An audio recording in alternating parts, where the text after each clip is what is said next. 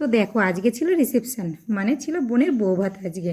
আর দেখো আমরা মেয়ের পক্ষ থেকে চলে এসেছি ছেলের বাড়িতে, আর আসার মাত্রই দেখেছো বরপক্ষ থেকে বাজি ফাটাচ্ছে। কিন্তু এই ভিড় পাড়ি দিয়ে আমি আর গেলাম না ভিডিও বানাতে, কারণ প্রচুর ভিড়। দেখো মনে হচ্ছে না যে মেলা বসেছে।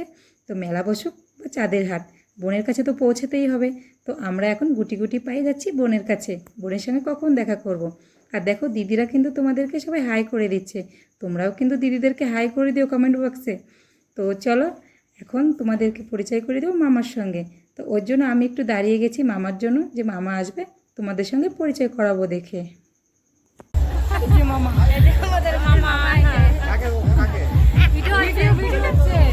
তো এখন আমরা বোনের বৌভাতে যাচ্ছি সবাই মিলে।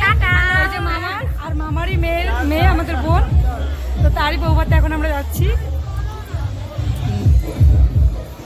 তো মামার সঙ্গে তো পরিচয় করিয়ে দিলাম, ওটা ছিল মামা। আর এই যে মামার মেয়ে মৌমিতা, যা রিসেপশনে এসছি আমরা। তো দেখো এই যে মামা এখন সবাইকে ডাকছে কিছু অ্যালবামের জন্য, যে সবাই ভাই বোন মিলে, মানে মামা মাসি মা সবাই মিলে একটা ফটো তুলবে বলে, কিংবা কিছু ভিডিও করার জন্য সবাই মিলে ফটোশ্যুট করছে।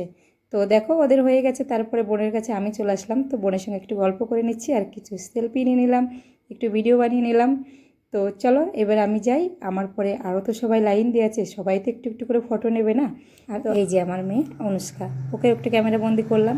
আর এই যে বোনের বরকে তো মঞ্চে পাইনি, তো ওকে পেয়েছি বাইরে। তো ভাবলাম এখানেই একটু ক্যামেরা বন্দি করে রাখি। তো চলো এরপর যাওয়া যাক একটু খাওয়া দাওয়ার দিকে। তো এইদিকে দেখো দিদি তো অলরেডি পকোড়া নিয়ে নিয়েছে, তো আমি ভাবলাম একটু পকোড়া নিয়ে নিই। তো দেখো নিয়েছি পকোড়া আর কফি। কিন্তু এত গরম বন্ধুরা, কি বলবো, এই গরমে কিন্তু তোমরা কেউ বিয়ে করো না। এই গরমে না খেয়ে পরে শান্তি আছে, না সাজুগুজু করে শান্তি আছে। তো ওই জন্য সবাইকে আমি রিকোয়েস্ট করব, যে যারাই বিয়ে করবে না কেন শীতকাল দেখে বিয়ে করো। শীতকালে বিয়ে করলে কিন্তু মজাটাই অন্যরকম। এই যে গল্প করতে করতে চলে এসছে আমার দিদা, তো দিদার সঙ্গে পরিচয় করিয়ে দিই। তো এটা হলো আমার দিদা।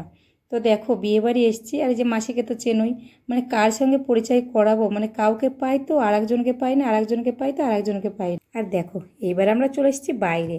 বাইরে তো সেই নাচ হচ্ছে, বরপক্ষ আর মেয়ের পক্ষ। বিয়ের দিন তো ছিল রেষারেষি নাচ, ছেলের পক্ষ আলাদা আর মেয়ের পক্ষ আলাদা। কিন্তু রিসেপশনের দিন তো কিন্তু একদম উল্টোটা, মানে উভয় পক্ষ একসাথে নাচ করছে, ছেলের পক্ষ আর মেয়ের পক্ষ। আর দেখো বোন তো লজ্জা পাচ্ছে নাচ করতে। বোন কিন্তু এইসব দিক থেকে অভ্যস্ত না, এই যে নাচা গানা ও মোটেই কিন্তু পারে না, ও কোনো দিন করিও নি, চেষ্টাও করে না। তো সবাই নাচ করছে, তো ওকে রিকোয়েস্ট করছে নাচার জন্য, কিন্তু ও বলছে যে না না। তো শেষমেশ দেখো একটু চেষ্টা করলো, তাও আবার জোর জবরদস্তি। কিন্তু নিজের ইচ্ছা না থাকলে কি আর জোর জবরদস্তি কাউকে নাচ করানো যায়? সেটা অসম্ভব। তো দেখো বোন কিন্তু একটু অন্য টাইপের, মানে ও একটু লাজুকে টাইপের, ও কিন্তু এসব পছন্দ করে না। যাই হোক তবুও বোন কিন্তু প্রচুর এনজয় করছে, মানে নাচ করছে না ঠিক আছে, নাচ দেখে এনজয় নিচ্ছে, যেমনটা ঠিক আমরাই নিচ্ছি। তো চলো প্রচুর এখানে নাচ গান হচ্ছে, প্রচুর এনজয় হচ্ছে, আর সাথে আমরাও খুব এনজয় করছি।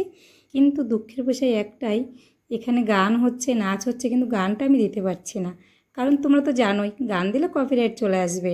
তো ওই জন্য আমি দিতে পারছি না।